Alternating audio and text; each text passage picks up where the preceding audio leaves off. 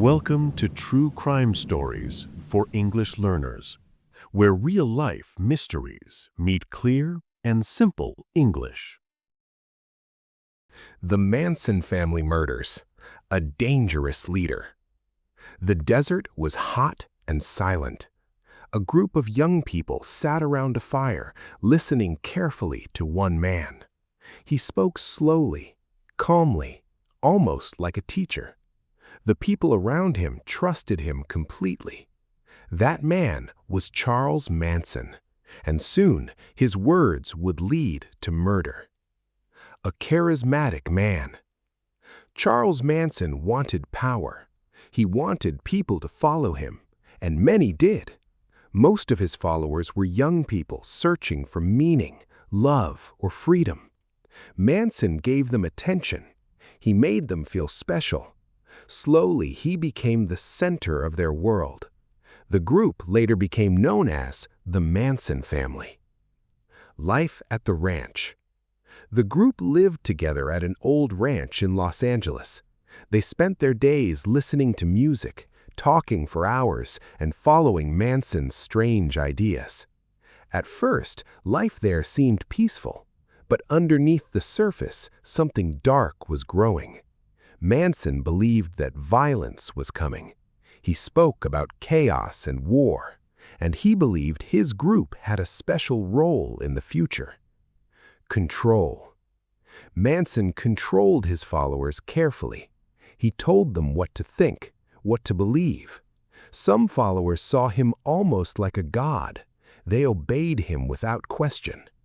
Over time, the group became more isolated from normal society and more dangerous. The night of the murders.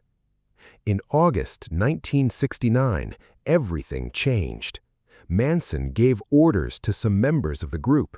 He told them to go to a house in Los Angeles. The people inside had never met him, but that did not matter. The followers entered the house during the night. What happened next shocked the entire country. A horrific crime. Several people inside the house were murdered. One of them was actress Sharon Tate. She was pregnant. The brutality of the crime horrified people everywhere. The killers also left messages written in blood. The scene was terrifying. Fear across America. News of the murders spread quickly. People were shocked. Who could do something like this, and why? At first, the police struggled to understand the case. There seemed to be no clear reason, no clear suspect, only violence. Far away from the city, Charles Manson continued to speak to his followers, and the violence was not over yet. More violence. The fear in Los Angeles continued to grow. The murders shocked the country. But the violence was not finished. The next night, members of the Manson family attacked again. Another house.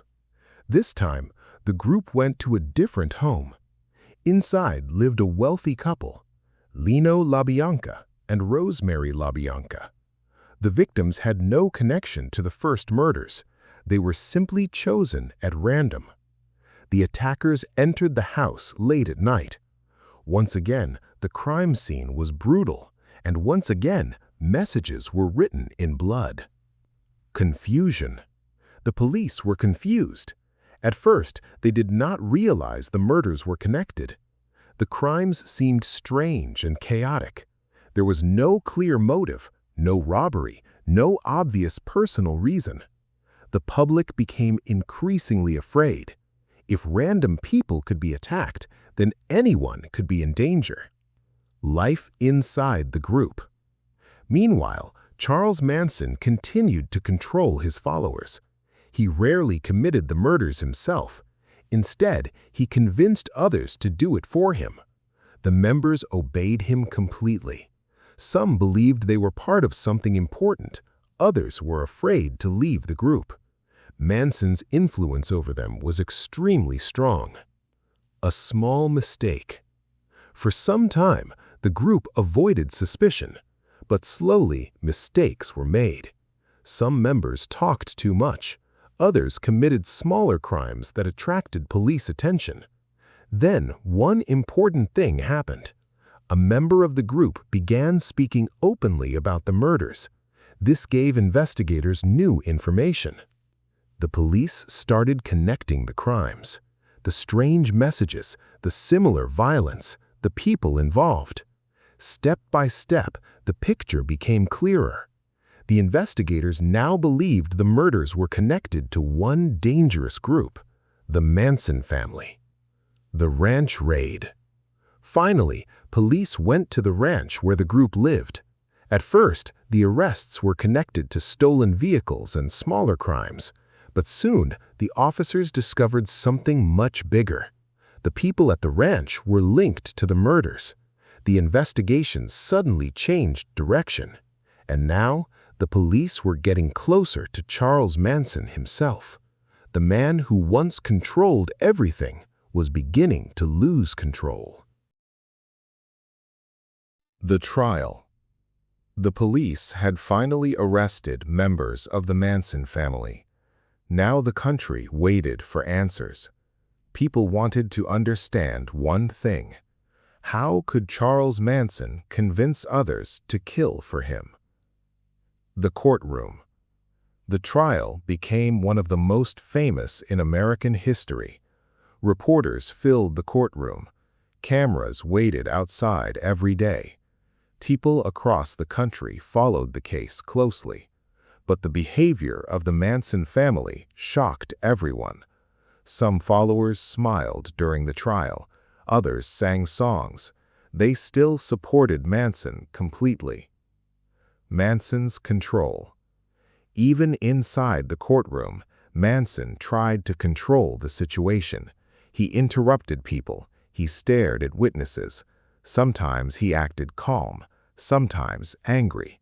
His followers copied his behavior. It seemed that his influence over them had not disappeared. The truth comes out.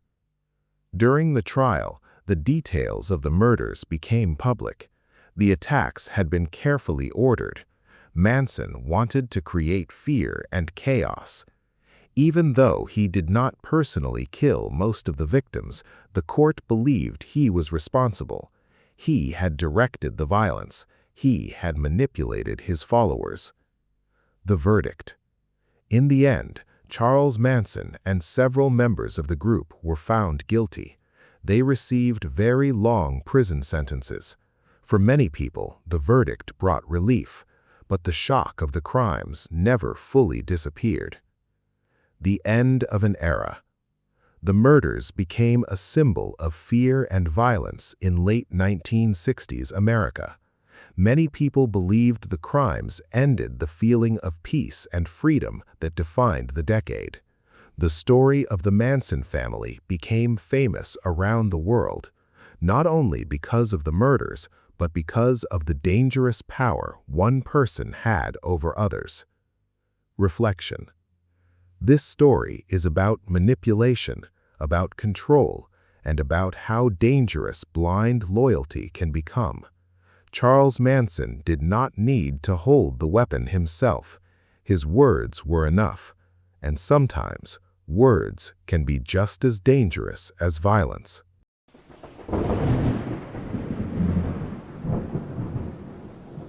Another dark chapter closed, but the mystery of human nature continues.